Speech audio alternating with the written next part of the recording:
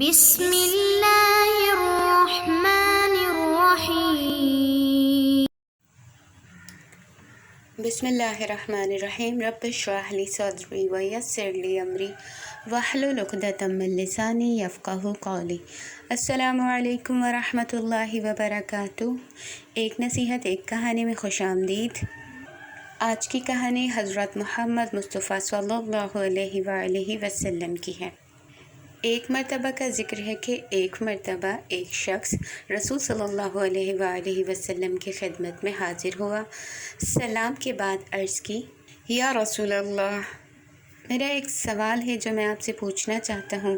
رسول اللہ نے فرمایا، ہاں بیان کرو، کیا سوال ہے؟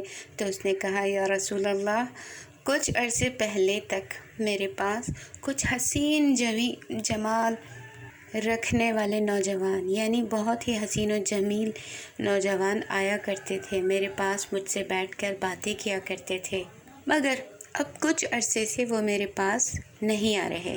کیا آپ مجھے اس کی وجہ بتا سکتے ہیں؟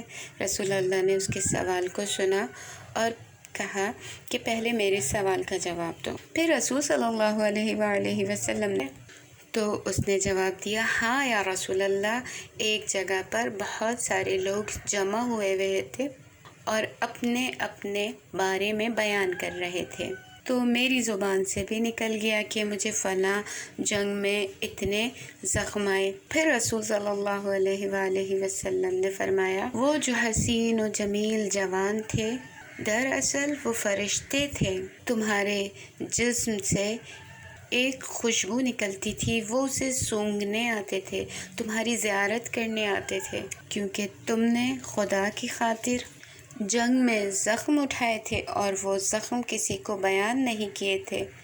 تو یہ بات پروردگار عالم کو اور ان فرشتوں کو بھی بہت اچھی لگی تھی، لہٰذا وہ تم سے ملاقات کے لیے زمین پر آتے تھے، پر اب جب کہ تم نے یہ بات بتا دی ہے، اب وہ فرشتے اور اب وہ خوشبو تمہارے پاس نہیں رہی، لہٰذا وہ فرشتے اب تم سے ملاقات کے لیے نہیں۔ تکلیفوں کو چھپانا ہے لوگوں سے، کیونکہ جب میری تکلیف میرا دوست سنے گا تو چونکہ وہ میرا دوست ہے، میری محبت اس کے دل میں ہوگی تو اسے تکلیف پہنچے گی، اور جب میری تکلیف میرا دشمن سنے گا تو چونکہ وہ میرا دشمن ہے، وہ مجھے تکلیف میں دیکھ کر خوش ہوگا۔ اس کے برعکس جب میں اپنی تکلیف خدا وحدہ کو بتاؤں گی تو خداوند متعال مجھے اس تکلیف سے نکالنے کے لیے مجھے راہیں بتائے گا۔